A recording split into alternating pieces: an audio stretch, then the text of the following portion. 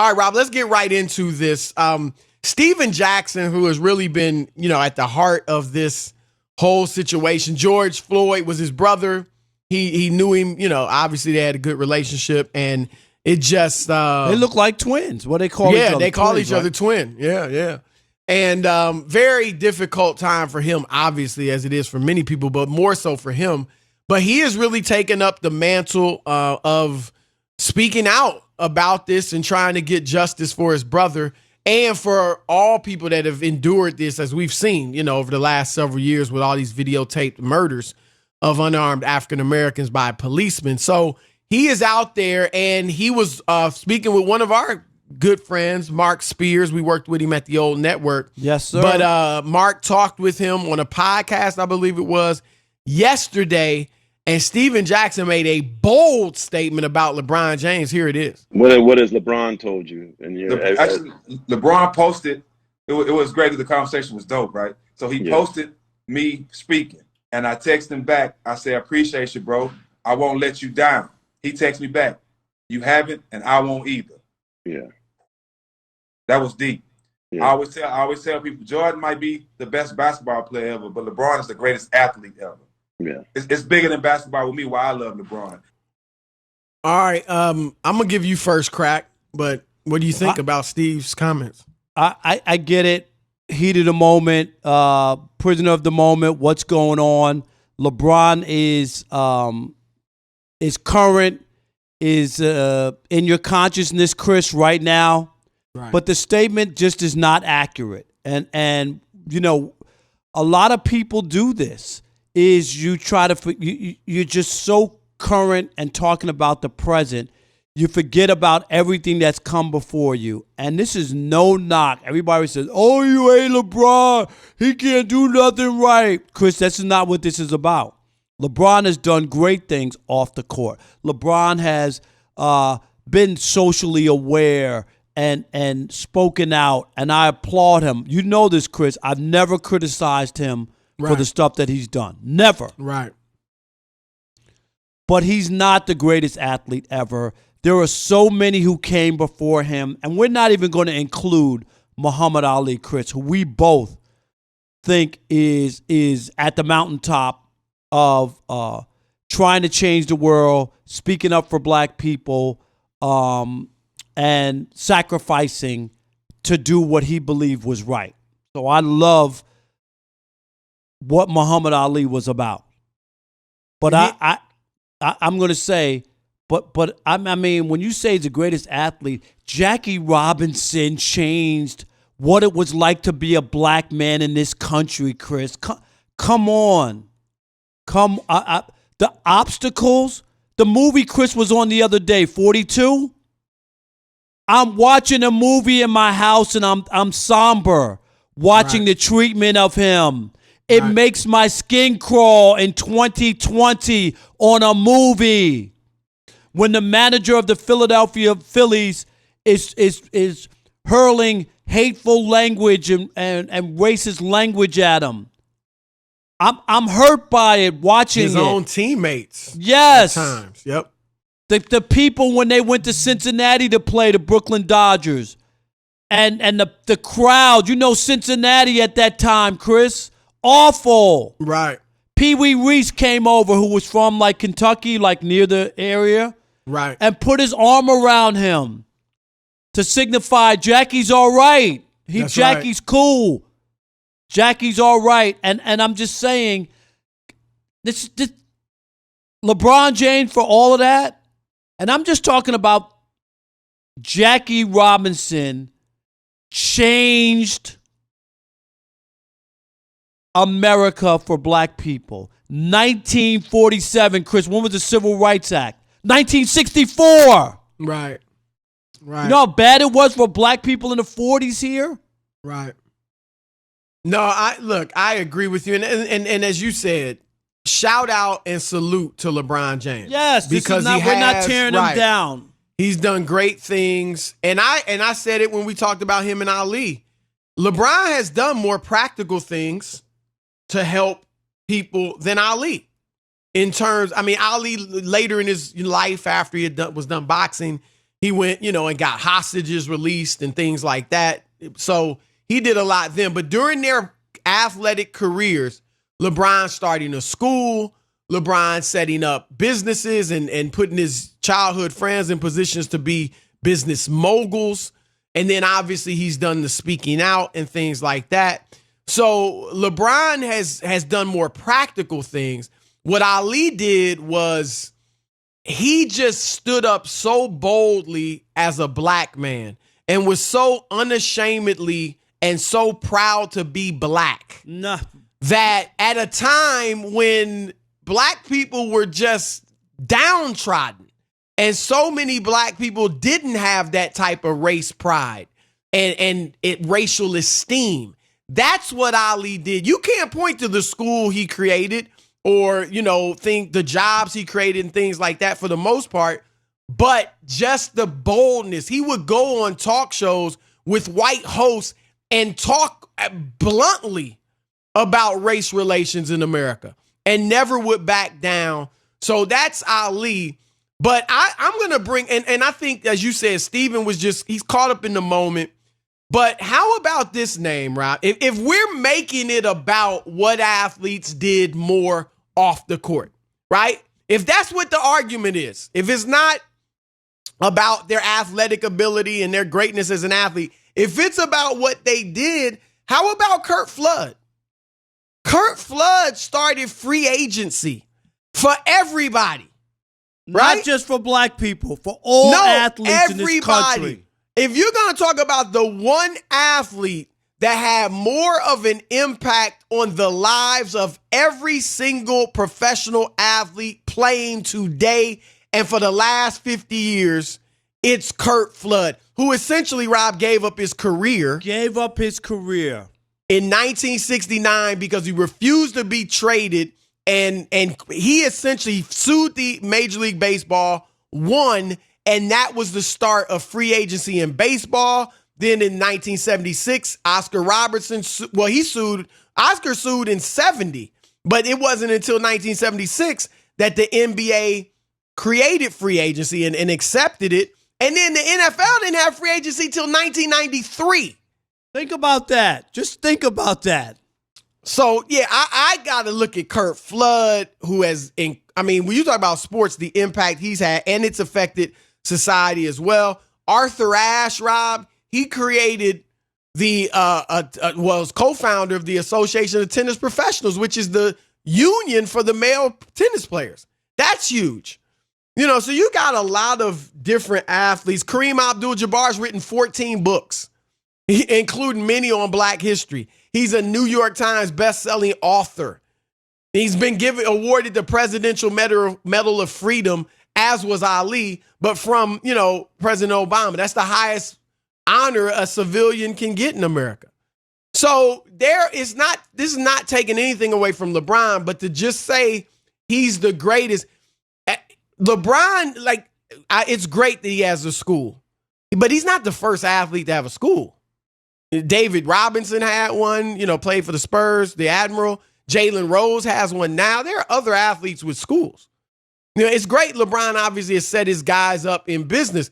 You know this, Rob. There are guys that they might not set them up to be moguls like Maverick Carter and Rich Paul are now, but they take care of their guys. Michael Jordan hired a ton of his friends, absolutely, in high positions with his organization, the Charlotte Hornets. So, these is and speaking out, it's great. We need LeBron to speak out, but obviously he's not facing the backlash that a Muhammad Ali, a Bill Russell, a Jim Brown, that they faced for speaking out. LeBron may lose some fans. He may lose some people that don't like him because he speaks out and they don't want to buy his sneakers. But he's not facing real danger like the athletes were back in the 60s and 70s for speaking out and being really, truly hated. Do you remember what Hank Aaron went through where they had to protect his kids in college, Chris, because there were death threats against him when he was going to pass Babe Ruth? Babe Ruth, yeah. And when that fan jumped on the field, go watch it when he hit home run number 715. He didn't know if that guy had a gun or was going to kill him, Chris, so he wouldn't even, or a knife, so that he wouldn't touch home plate. that home run wouldn't count. They don't know. He didn't know what was going on. It was actually amazing when you watch that Hank Aaron's reaction to him, because Right. he did. I would have been like, dude, like You would have freaked out. right, but he he didn't do that, and so yeah, nah, it's just you got to put these things in perspective, and again, it's not taken from LeBron, but you can't just be a prisoner of the moment with a situation like this. All right, we're throwing it out to you. Let me do this real quick. Go ahead. Throw the number out. Go ahead, Chris.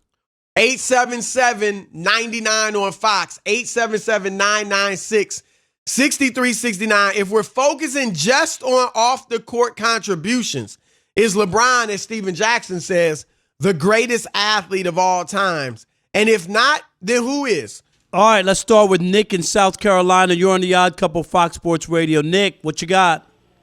Hey, guys. Yeah, I'm a huge LeBron fan, but no way I would put that. I mean, I just think any modern athlete, while they should be commended for what they did, they just have not faced what the older athletes did. And let's put Jackie Robinson and Muhammad Ali in their own stratosphere. I don't think anyone will match what they did. So for me, as the greatest athlete, I'd have to go with Bill Russell. I mean, he as a basketball player, I've been hard on him. He's in my top 10, maybe not top 5. But if we're talking about greatest athlete, he staged boycotts in cities that wouldn't serve black teammates. He became the first black coach. He voiced support for Ali. And he did all this while winning for one of the most racist cities in the country at that time. So for me, it's Bill Russell. That's Nick, a good call. I can't argue. That's a great call, Chris. Yep. Who's going to argue with that? Right. And he's got the on-the-court right. stuff, too. There's no doubt about it. Mike in Indy, you're on the Odd Couple Fox Sports Radio. What you got, Mike? Hey, guys. Well, first off, let me create an image. I'm 78, I'm white, and I've worked for a Fortune 500 company. So, having said that, what I don't want you to think is that this is an old racial guy. Right. But there were people back in that era, and I was 1 month older than Muhammad Ali. And I know you guys made comments the other day last night about Muhammad was not accepted, but by our generation, he was very much accepted. And he continued to grow, and then he began to inspire the older generations as well. But what I want to talk about was Oscar Robertson. Okay, the big O. I was in the 8th grade, and they won the state championship in 55 and 56, the first black high school to ever do that. But what they did more than anything else, with the great amount of talent that they had, they were able to convert a city and a state. This state was really run by the Klan for many, many, many years. And Oscar and Ray Crow, who was an incredible coach, they always played with incredible respect. And I know the Addicts players would always say, Ray Crow would tell them, their coach, that, I don't want to hear anything about getting cheated by the referees or any of this, because he said, you guys just go out there and get a 15-point lead, and there's nothing they can do about it as well. And so they always played that way. And in the time that Oscar was a junior and senior, they only lost one game the entire time. The main thing that I remember as a kid, though, in those days, I'll try not to make this too long. That's right. Come on. Oscar, they had a double overtime game in high school. And it was at the what now is called the Hinkle Fieldhouse, 15,000 people for a city championship game. My dad said, let's get down to the floor because the first 2 points in this game is over with. That's how they played it back then. Right. So I watch Addicts break the huddle, and I see Oscar talk to the center, Shedrick Mitchell, and he points to himself and says, I'll jump. All right, appreciate the phone call. Yep. Thank you so much. Good call. He's got a lot of stuff on Oscar Robertson. Mark in Sacramento, you're on the Odd Couple Fox Sports Radio. What you got, Mark? What's going on, gentlemen? What's up, man? It sounds to me like Steven Jackson is just an uneducated young brother about our history, because he's caught up in the moment, like you guys said. But you guys hit it. You guys hit it about Jackie Robinson. He was king before king, and he had to do it by himself in stadiums filled with 50,000 people who were calling him the N-word and anything else. Half his teammates wouldn't like him. He couldn't get in the hotels, and that's the man that started all of this, if you ask me. King came after Robertson. So it's Jackie Robinson, but Bill Russell going to Boston when he did, there's a lot. But I brought up two yesterday. If you don't know, you young generation doesn't understand about what you're watching, go back and pull up John Carlos and Tommy Smith. They stood on the world stage and did this. And they came back to this country and couldn't get a job for years. And you Listen know what, to them Mark? talk about it. I included that in my article about Kaepernick, about the 1968 Olympics and the black gloves and the fist when they got their medals. And it was, Mark, there's no doubt about it. 1968, as black people were in peril in this country during that time. Chris, let's squeeze in Marty from Kentucky. You're on the Odd Couple Fox Sports Radio. What's up, Marty? What's up, fellas? You know, I thought Rob got punked a little by Gottlieb, but I didn't know it so bad he had to bring Chris on next time. Oh, wow. Wow. Hey, I'm not even going to tell you how he begged me off the air, Marty, but no. Yeah, all right, whatever. I'm glad you took care of him, though. You're a good friend. On this subject, I won't even get into the other sports, but let's just go basketball alone. For me, Kareem Abdul-Jabbar not only was a better basketball player, he did more and sacrificed more off the court. He did it at a time when it was harder and you got more scrutiny. He did it in college even, and he doesn't even get mentioned in most GOAT conversations because his popularity got hurt so bad because he spoke up for the right things. I'm not dogging LeBron. He posted the Killer Mike speech, and I really think that's why it got shared so well and so many people seen it, and that was great. LeBron, I'm not dogging LeBron, but I'm just saying that this prisoner moment thing has been bigger and better. Great call, Marty. That's right. And he made a good point, Rob. That we wonder, everybody, well, why doesn't Kareem get the respect? A lot of it's because of his stance. Now, he was aloof and things like that, but also a lot of the things he stood up for, people didn't like. And that's a part of it. There's no doubt about it. There's no doubt about it. But he's one of those figures. He's definitely in that class of people who stood out and stood up tall in some dire times, Chris. Not even close. The money that these guys make, they have way more leeway and strength than those guys did. No question. All right, NFL players are making their voices heard, but the vast majority of NFL coaches are staying silent. We'll find out why from NFL head coach, the former NFL head coach, Hugh Jackson. Hugh, welcome to the Odd Couple. What's up? What's up, Rob and Chris? How you guys doing? We're great, man. We're great during this tough time, but we're hanging in there. How about you? Hey, just staying the course, buddy. Just trying to stay out of the way and, just watching everything. It's so amazing, everything that's going on in our world right now. It's just unprecedented what's happening. No question about it. And let's get right to it. You obviously, former NFL head coach. Mike Florio wrote a column today where he was wondering where are all the NFL coaches speaking out on this. We've seen Brian Flores, Anthony Lynn, who are two African American coaches, and then Anthony Frank Lynn had Reich, some great stuff to say. Did you see? Yeah, he really did. Frank Reich from Indianapolis. They've spoken out about this situation, but no other coaches have put out statements individually or anything like that.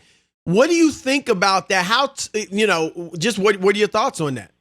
Well, I think it's a little surprising. I mean, in fairness to the coaches, I don't know what their organizational policy is, but normally I've seen guys be very vocal about a lot of different things. I'm sure in the days coming we'll probably hear more from them. I know we all want to hear more from them, and see where they're at and see if they'll take a stand one way or another. But you never know what an organization's policy is. The NFL also put out a statement, and this is the part, this is what Colin Kaepernick was talking about 4 years ago in 2016. This is why he did his own personal, it was without a press release.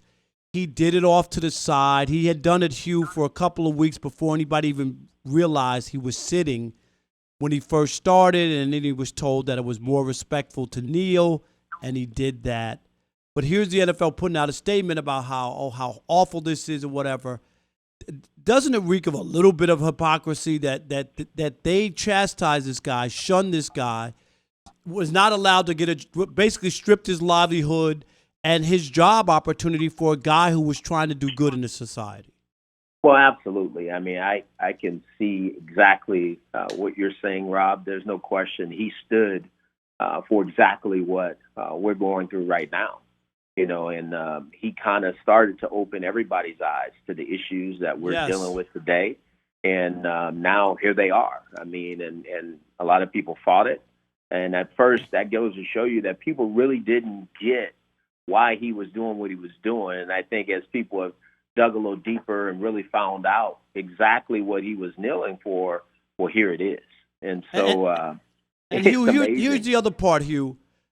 They were so against the peaceful protest. Now, what is the big argument? Oh, it's okay if it's peaceful. Now they want a peaceful protest.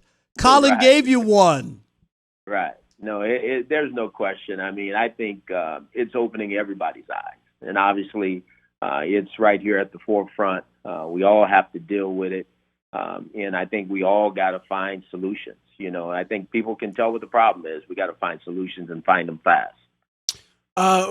Hugh, former NFL coach Hugh Jackson joining the Odd Couple. Joe Lockhart, who's the former vice president of communications for the NFL, he just wrote a column for CNN saying the title is "Now is the Moment to Sign Colin Kaepernick." He said that, in no uncertain terms, the reason Kaepernick was not in the league had nothing to do with ability or a lack of ability. It was all because of his stance. Anthony Lynn, the Chargers coach, in his article he wrote today, he said Kaepernick should be back in the league. What is your stance on Kaepernick, whether or not he should be back in the league? And secondly, do you think it might happen? I've always thought that Colin should be back in the league. I mean, the league is always void of really good quarterbacks. And here's a guy that played in Super Bowl. So he has talent. There's no question about that. I think the biggest question is, what does Colin want now? Does he really want to be back in the league? If he does, he should be afforded the opportunity just like everybody else. I don't see any difference that way. I know there was a workout that was scheduled I was supposed to be a part of. It didn't happen for whatever those reasons are. Still to this day, I don't know. Did you ever get to talk with Colin at any point during that whole time? Or so you never even done?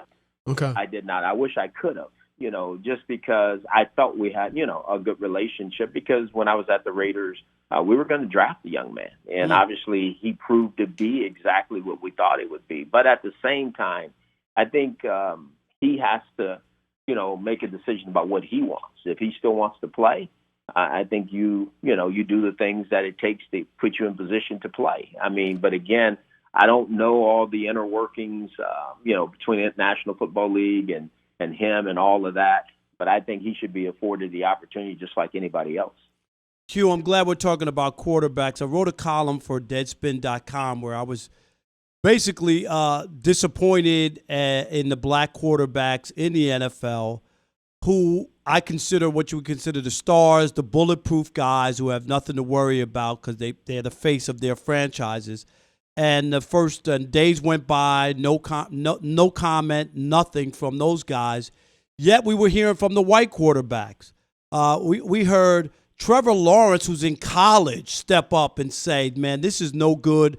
I'm siding with, with black people on this. We need to listen to them. Also, Carson Wentz made a statement, and who's the third? And Joe Burrow, who was a rookie. Carr, Joe Burrow. Yeah, and Ryan Tannehill.